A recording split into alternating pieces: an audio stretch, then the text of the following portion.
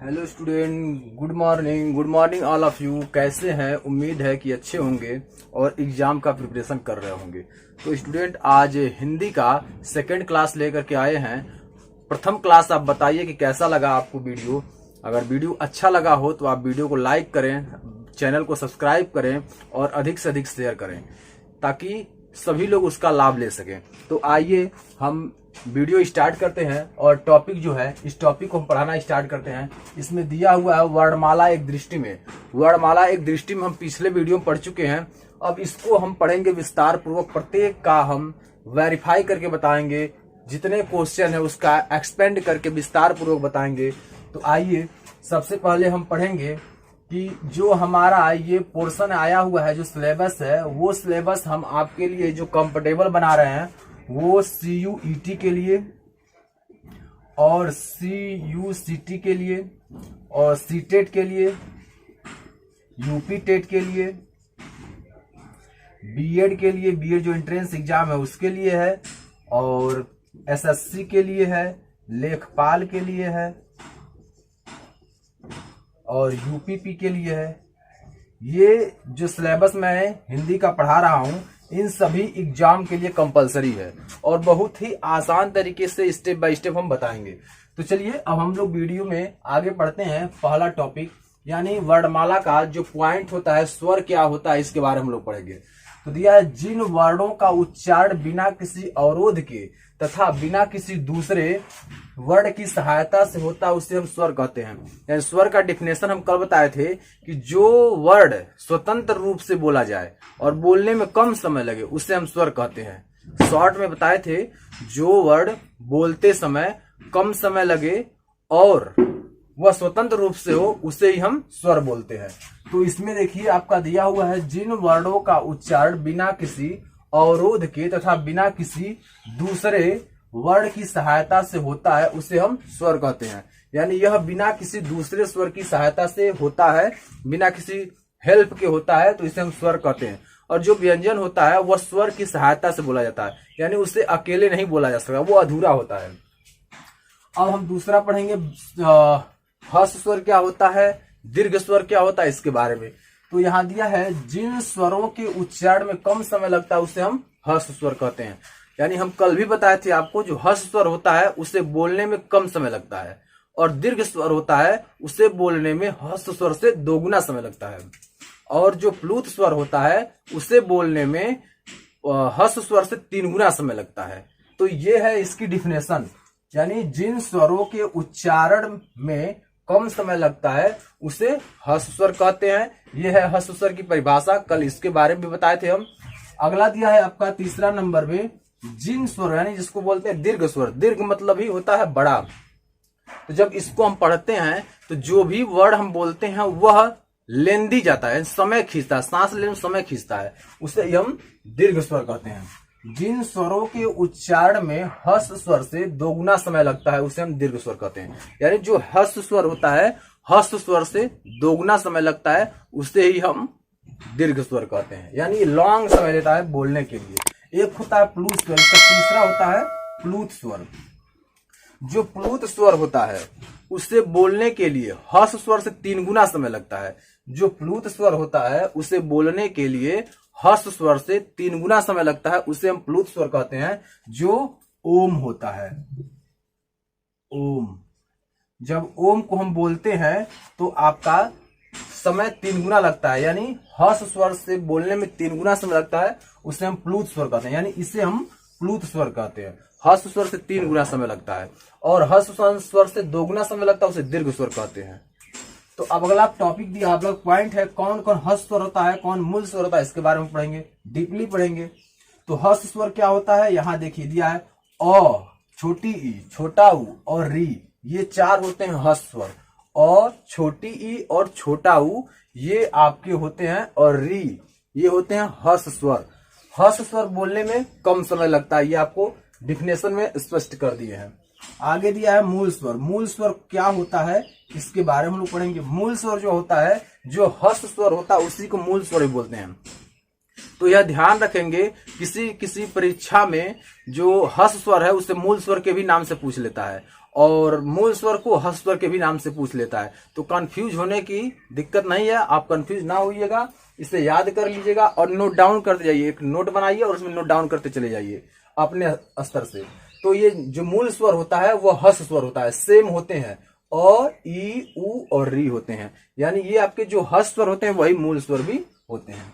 आइए अगला पॉइंट अब हम देखते हैं दीर्घ स्वर। दीर्घ स्वर मतलब बड़ा, दीर्घ मतलब बड़ा, लेंदी। तो उसी प्रकार यहाँ जो दीर्घ स्वर की परिभाषा था कि स्वर से जो आपका हस स्वर है उससे दोगुना समय लगेगा बोलने के लिए। तो दीर्घ स्वर यहाँ दिया हुआ है वो आ है, बड़ी ई है, बड़ा ऊ है, ए है, ओ और औ है। ये है आपका दीर्घ स्वर, यानी आ, बड़ी ई, बड़ा ऊ, ए, ओ, औ। यानी जो हस स्वर है, हस स्वर को बोलने में कम समय लगता है, और दीर्घ स्वर में जो दिया हुआ है इसको बोलने में हस स्वर से ज्यादा समय लगता है। तो आइए अब अगला हम पढ़ते हैं दीर्घ संधि स्वर। यानी दीर्घ संधि स्वर क्या होता है? ये संधि है जोड़ने का। तो दीर्घ संधि स्वर क्या है? आ होता है, बड़ी ई होता है और छोटा ऊ होता है। जो दीर्घ संधि स्वर होता है वो आ होता है और बड़ी ई होता है और छोटा ऊ होता है। इसका जिक्र हमने इस वीडियो में किए हैं, क्योंकि ऐसा जो हम बता रहे हैं पूरा डिफाइन करके स्वर के बारे में, ऐसा कहीं आपको वीडियो मिलेगा नहीं। इसलिए बहुत ध्यान से इसको पढ़िएगा, हर एग्जाम आसानी से हिंदी का क्रैक करेंगे। 25 में से 25 क्वेश्चन आप करके आएंगे किसी भी एग्जाम में, ये अगर आप अच्छे तरीके से वीडियो पढ़ते हैं, देखते हैं और नोट डाउन करते हैं। तो आइए अगला दिया है संयुक्त स्वर। अब देखिए संयुक्त स्वर के बारे में कंफ्यूजन थोड़ा बढ़ जाएगा, क्योंकि संयुक्त व्यंजन भी होता है और संयुक्त स्वर भी होता है। तो जो संयुक्त व्यंजन होता है वह छ, त्र, ज्ञ, स्र होता है। जो संयुक्त व्यंजन होता है वो छ, त्र, ज्ञ और स्र होता है। लेकिन यहाँ जो होता है आपका संयुक्त स्वर होता है, वो संयुक्त व्यंजन होता था और ये आपका संयुक्त स्वर है। तो संयुक्त स्वर में हम देखेंगे दिया हुआ ए, ओ, औ। ये आपका होता है संयुक्त स्वर। कौन कौन? ए, ओ, औ। ये चार होते हैं संयुक्त स्वर। ए, ओ, औ, ये आपके चार होते हैं संयुक्त स्वर। तो कंफ्यूज नहीं होना है, क्योंकि हमने संयुक्त स्वर और संयुक्त व्यंजन के बारे में बता दिया। तो संयुक्त व्यंजन क्या होता है एक बार और हम क्लियर कर देते हैं। संयुक्त व्यंजन जो होता है आपका वो होता है छ, त्र, ज्ञ और स्र। ये होते हैं संयुक्त व्यंजन। और संयुक्त स्वर क्या होता है? संयुक्त स्वर आपका होता है ए, ओ, औ। ए, ओ, औ, ये होते हैं संयुक्त स्वर। तो संयुक्त व्यंजन और संयुक्त स्वर में आप बहुत ही आसान तरीके से इसे डिफरेंस पता कर लेंगे। तो इसलिए इसे नोट डाउन आप कर लेंगे, ताकि आपको आगे तैयारी करने में, रिवाइज करने में किसी प्रकार की समस्या ना आए। तो फिर आगे और देखते हैं हम आगत स्वर। आगत स्वर क्या होता है इसके बारे में हम पढ़ते हैं। आगत स्वर जो होता है, आगत स्वर में आ लिख करके या कोई भी वर्ड लिख करके उसके ऊपर केवल चंद्र लगता है, वही आगत स्वर होता है। आगत स्वर की अगर पहचान करना हमें, तो किसी भी सेंटेंस में या किसी भी वाक्य में वर्ड के ऊपर अगर केवल चंद्र लगा हुआ है, बिंदी नहीं लगा हुआ, केवल चंद्र लगा हुआ है, तो वह आपका होता है आगत स्वर। क्या होता है? आगत स्वर। तो आगत स्वर के बारे में भी आप समझ गए। अब दिया है अग्र स्वर। अग्र स्वर क्या होता है? जो अग्र से बोला जाता है, जैसे मुंह के अगले हिस्से से जो बोला जाता है उसे अग्र स्वर कहते हैं। मुंह के अगले हिस्से से जो बोला जाता है उसे अग्र स्वर कहते हैं। जैसे ई, बड़ी ई, ए, ये अग्र स्वर होते हैं। ये अग्र स्वर होते हैं, यानी मुंह के जो अगले हिस्से से बोला जाता है उसे हम अग्र स्वर कहते हैं। यानी ई, बड़ी ई, ए, ये चार होते हैं अग्र स्वर। अब हम पढ़ेंगे मध्य स्वर। मध्य स्वर का होता है जो बोलने में हमारे मुंह के बीच से आवाज आती है उसे हम मध्य स्वर कहते हैं। जैसे आ या ओ, जब ओ बोल रहे हैं तो हमारे मुंह से जो आवाज निकल रही है वो बीच से निकल रही है, ओ। तो ओ होता है आपका मध्य स्वर। जो ओ आपका होता है मध्य स्वर होता है। तो उम्मीद है कि आपको ये पूरा समझ में आ गया होगा। इसे आप आसानी से नोट डाउन कर लीजिए, और स्क्रीनशॉट लेना है तो आप स्क्रीनशॉट इसे ले सकते हैं।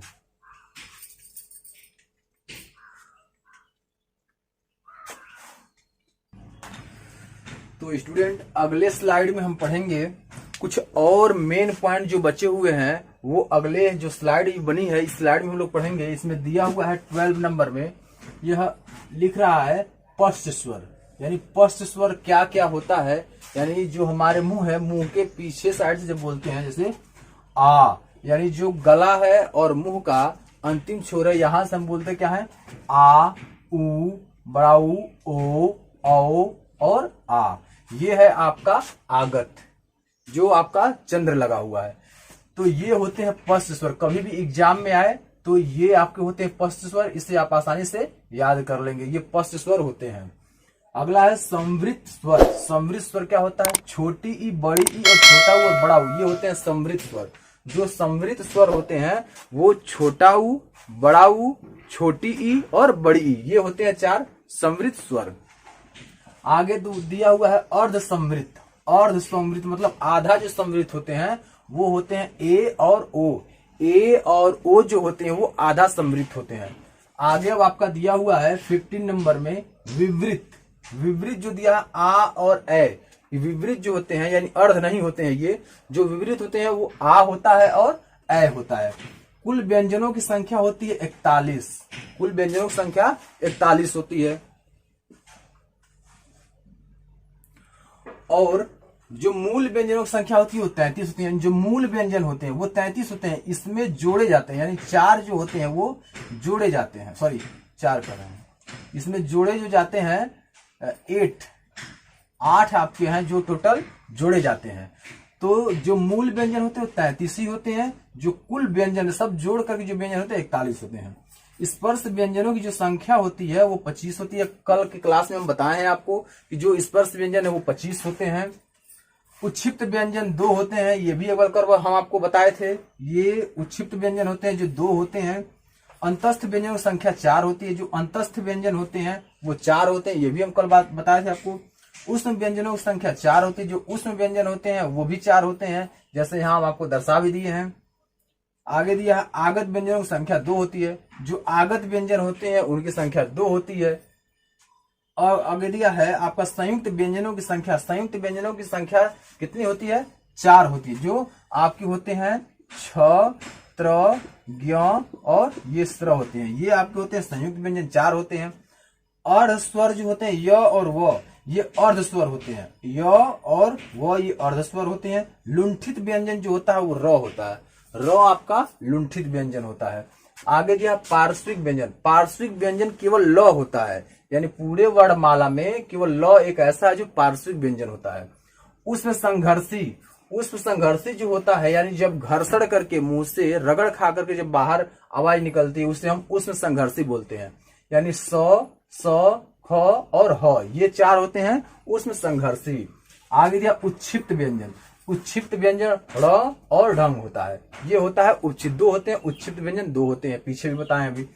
अब हम पढ़ेंगे अघोष और सघोष के बारे में। जो अघोष होता है वो क्या होता है और सघोष क्या होता है। तो आप अघोष जानते हैं कि जो हम क वर्ग, त वर्ग, च वर्ग, प वर्ग जो हम लोग कॉलम बनाते हैं उसमें प्रत्येक वर्ग का, यानी वही क वर्ग, च वर्ग, प वर्ग, त वर्ग, ट वर्ग, इसी वर्ग का प्रत्येक वर्ग का प्रथम, प्रत्येक वर्ग का प्रथम द्वितीय, यानी प्रत्येक वर्ग का प्रथम और द्वितीय जो वर्ण आता है वही आपका होता है अघोष।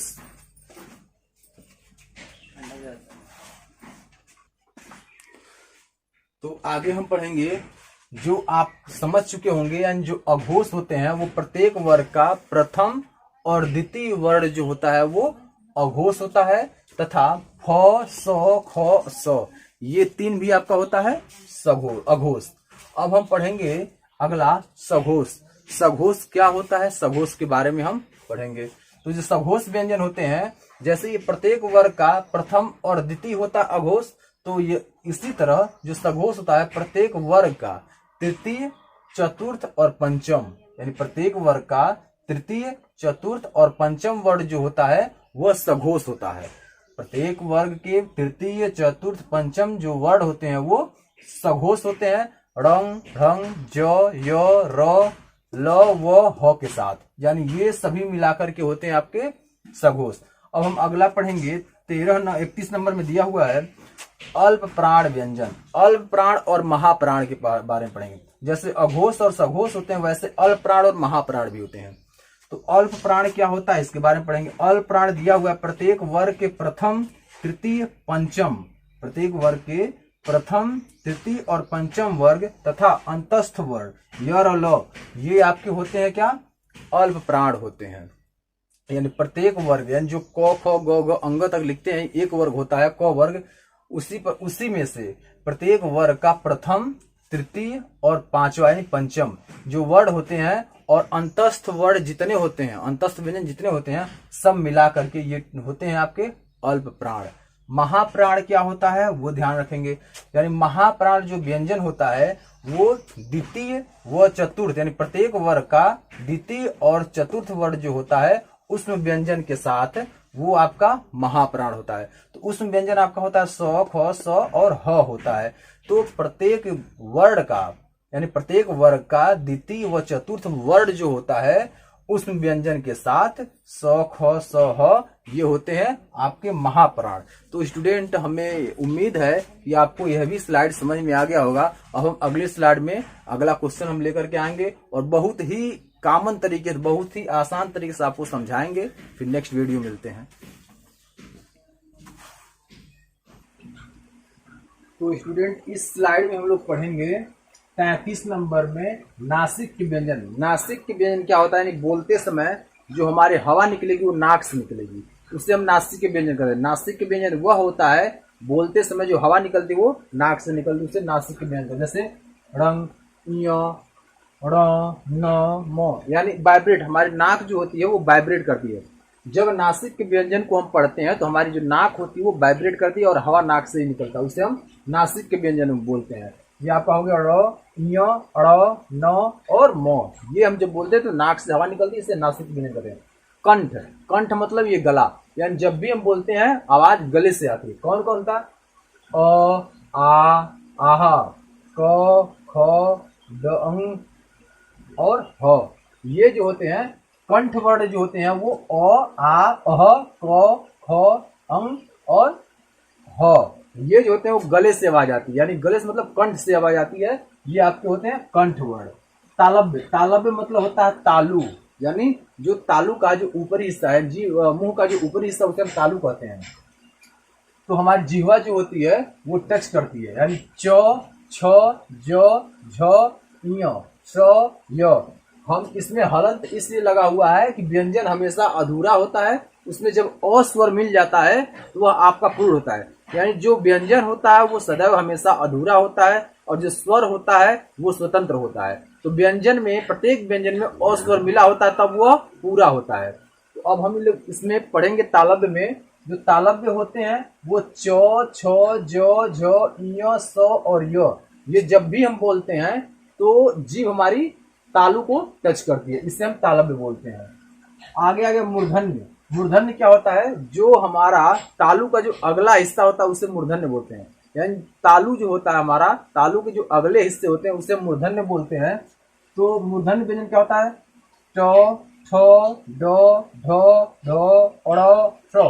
इसको जब भी हम बोलते हैं तो हमारी जीभ जो है तालु को टच करती अगले हिस्से, यानी दांत के बगल में थोड़ा सा ऊपर जब टच करती है वही होता है हमारा क्या, मूर्धन्य होता है। यानी जो तालु का ऊपरी हिस्सा और आगे का हिस्सा होता है उसे हम मूर्धन्य कहते हैं। तो इन व्यंजनों को जब पढ़ते हैं तो वो आगे टच करता है, जैसे ट, ठ, ड, ढ, ढ, र और स। ये जब बोलते हैं तो आगे टच करता है, ये होता है आपका मूर्धन्य होता है। दंत व्यंजन, दंत मतलब होता है दांत। दंत आपका तत्सम है और आपका तद्भव होगा दांत। तो दंत व्यंजन क्या होता है इसके बारे में पढ़ेंगे। यानी जब भी हम पढ़ेंगे तो इसमें जो बोलेंगे वर्ड वो हमारे दांत को टच करेगा। जो वर्ड बोलेंगे उस समय हमारी जीभ जो होती है वो दांत को टच करती है। कौन कौन सा है, त, थ, द, ध, न।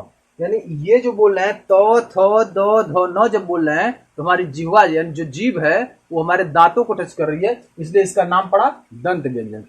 जो नाम पड़ा हुआ है स्पीक के आधार पर, यानी बोलने के आधार पर कौन सा प्रतिक्रिया हो रही है उसके आधार पर उसका नाम पड़ा। तो जो दंत व्यंजन होता है त, थ, द, ध, न, तो ये जो होते हैं हमारे जो जो जीभ है वो बार बार टच करती है दांत को, और जब दांत को टच करती है इसलिए उसका दंत व्यंजन पड़ा। तो ये होते हैं दंत व्यंजन। अगला दिया है आपका ओष्ठ। ओष्ठ मतलब होता ओठ। ओष्ठ मतलब ओठ। तो ओष्ठ व्यंजन क्या होते हैं? तो जो ओष्ठ व्यंजन होते हैं वो बोलते हैं, जब भी हम ओष्ठ व्यंजन तो हमारे ओठ उसमें क्रिया करते हैं। जो ओठ होते हैं वो क्रिया करते हैं और ओठ से आवाज निकलती है। क्या है?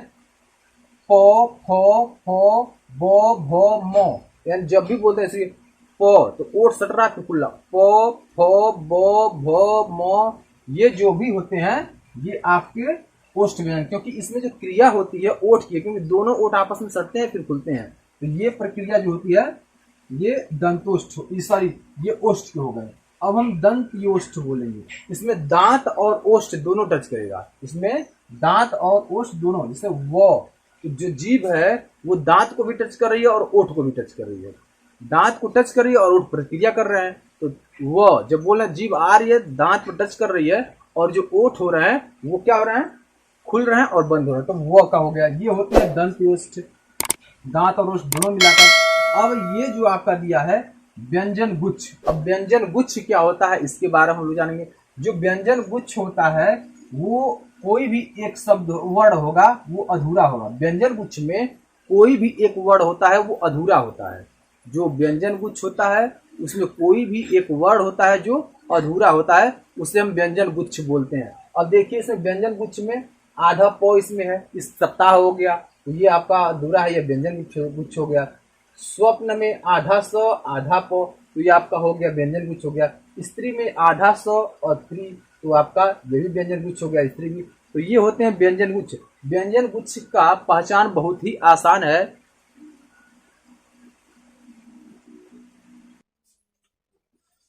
तो जो व्यंजन गुच्छ होता है वह जैसे सप्ताह हो गया, स्वप्न हो गया, स्त्री हो गया, ये आपका व्यंजन गुच्छ हो गया। यानी इसमें कोई भी एक वर्ड अधूरा होता है वो आपका व्यंजन गुच्छ होता है। द्वित्व व्यंजन क्या होता है? द्वित्व व्यंजन वह होता है जिसमें जो वर्ड आधा रहेगा वही वर्ड पूरा भी रहेगा। जो द्वित्व व्यंजन होता है उसमें जो वर्ड आधा रहेगा वही वर्ड पूरा रहेगा, जो वर्ड आधा रहेगा वही वर्ड पूरा रहेगा। तो आप देख रहे हैं पक्का में क आधा है, क पूरा है। बच्चा में च आधा है, च पूरा है। 70 में त आधा है, त पूरा है। तो जो व्यंजन जो द्वित्व व्यंजन होते हैं उसमें पहचान बहुत आसान होता है। जो आधा होते हैं वही पूरा भी होते हैं। ये होते हैं द्वित्व व्यंजन। अब हम आएंगे मात्रा विचार पर, यानी मात्रा, प्रत्येक वर्ण का एक मात्रा होता है। तो जो स्वर होते हैं उनका मात्रा होता है, तो उनके आधार पर हम यहाँ पढ़ेंगे। अ का कोई भी मात्रा नहीं होता है क्योंकि प्रत्येक व्यंजन में मिले होते हैं। प्रत्येक व्यंजन में मिले, यानी ये प्रत्येक व्यंजन में मिले होते हैं। कौन? अ स्वर। आ की मात्रा होती है ये, जैसे आम लिख दिए तो ये आ की मात्रा हो गई। छोटी की मात्रा होती आगे से लगती है, जैसे दिन हो गया, दिन। बड़ी की मात्रा होती है जो पीछे से होती है, जिसको बोलते हैं दिन। ये गरीब के लिए दिन है, ये दिन हो, ये दिन के लिए, ये दिन गरीब के लिए है। ये आपका हो गया। छोटा ऊ की मात्रा ऐसे होती है, जिसको बोलते हैं कूल। ये है आपका बड़ा ऊ की मात्रा ऐसे होता है, इसको लिखते हैं ऐसे कूप, कुआं। री का मात्रा होता है ऐसे, जैसे लिखते हैं कृषि। ए की मात्रा होती है इस प्रकार, एक मात्रा होती है, इसको जैसे बोलेंगे केला। ए की मात्रा डबल होती है, जिसको बोलते हैं मैला या कैसा। उसके बाद ओ की मात्रा जो होती है वो आपका होता है इस प्रकार होता है, एक सॉरी जो ओ की मात्रा होती है वो इस प्रकार होती है, जैसे हम लिख सकते हैं मोर। ये आपका ओ का मात्रा हो गया। ओ का मात्रा जो होता है वो डबल होता है, जैसे लिख सकते हैं कौन। अंग की मात्रा होती है जो एक बिंदी होती है, जैसे हम लिख सकते हैं कंघी। अह की मात्रा होती है जो डबल होती है, ये संस्कृत में प्रयोग होता है, इसको हम लिख सकते हैं अतः। एक बार और हम इसको रिवाइज करते हैं। अ का कोई मात्रा नहीं होता, ये प्रत्येक व्यंजन में मिला होता है। आ का मात्रा होता है जैसे आम हो गया, छोटी का मात्रा होता है जैसे दिन हो गया, बड़ी का मात्रा होता है जैसे दीन हो गया, छोटा का मात्रा होता है जैसे कुल हो गया, बड़ा का मात्रा होता है जैसे कूप हो गया, री का मात्रा जैसे ये कृषि हो गया, ए का मात्रा होता है ये जैसे केला हो गया, ए का मात्रा होता है जैसे ये मैला हो गया, ओ का मात्रा होता है जैसे मोर हो गया, औ का मात्रा होता है डबल जैसे कौन हो गया, अंग का मात्रा होता है जैसे ये कंघी हो गया, अह का मात्रा होता है जैसे ये संस्कृत प्रयोग होते हैं, ये बगल में लगाए जाते हैं, इनका उच्चारण स्थान अह होता है, ह के रूप में होता है। तो स्टूडेंट हमें उम्मीद है कि ये पूरा वीडियो आपको समझ में आया होगा। अगर कोई भी इस टॉपिक में अगर समझ में ना आया हो तो आप कमेंट बॉक्स में लिख करके और हमारे पास भेजें ताकि उसका हम सलूशन आपको भेज सकें। स्टूडेंट अगर हमारे चैनल पर आप नए हैं तो हमारे चैनल को लाइक करें, सब्सक्राइब करें और बेल आइकन दबा दें ताकि हर वीडियो की नोटिफिकेशन सबसे पहले आप तक पहुंचे और एक भी वीडियो मिस ना हो। स्टूडेंट मैं दावा करता हूं कि अगर आप रेगुलर वीडियो पढ़ते हैं, नोट्स बनाते हैं, रिवाइज करते हैं, प्रैक्टिस करते हैं तो आप किसी भी एग्जाम में अगर हिंदी को सॉल्व करने जाते हैं तो 25 क्वेश्चन आता है तो 25 में से 25 आप आसानी से कर ले आएंगे, ये मेरी गारंटी है। अगर आप कंटिन्यू क्लास देखते हैं, पूरा वीडियो देखते हैं, नोट्स बनाते हैं, प्रैक्टिस करते हैं तब। और तो स्टूडेंट अब हम नए वीडियो में अगली वीडियो लेकर के आएंगे। अगर आप कंप्यूटर से संबंधित, रीजनिंग से संबंधित, जीके से संबंधित अगर आप देखना चाहते हैं कोई भी वीडियो तो आप आईटी ऑनलाइन एजुकेशन चैनल पर जा करके और आप वीडियो देख सकते हैं, उसे पढ़ सकते हैं। बहुत ही आसान भाषा में समझाया गया है। ऐसे ही हिंदी का हम क्लास लेकर चल रहे हैं। जो ही हिंदी का 2 से 3 चैप्टर हम कंप्लीट कराएंगे, तुरंत फिर आपको रीजनिंग हम पढ़ाएंगे, क्योंकि रीजनिंग का भी सिलेबस खत्म करना और हिंदी का भी सिलेबस खत्म करना और ये लेंदी है। तो प्रयास हमारा रहेगा कि आपको दोनों सिलेबस जल्द से जल्द हम खत्म करें, फिर प्रैक्टिस आपको शुरू कराएं। और प्रैक्टिस खुद भी करते रहिएगा क्योंकि लेंदी सिलेबस है और इसलिए हम स्टार्ट भी किए और जल्दी खत्म भी करने का प्रयास कर रहे हैं। और आप प्रैक्टिस कंटिन्यू करते रहिए। तो आज के लिए इतना ही, अगले दिन हम नए वीडियो के साथ मिलेंगे। Thanks for watching.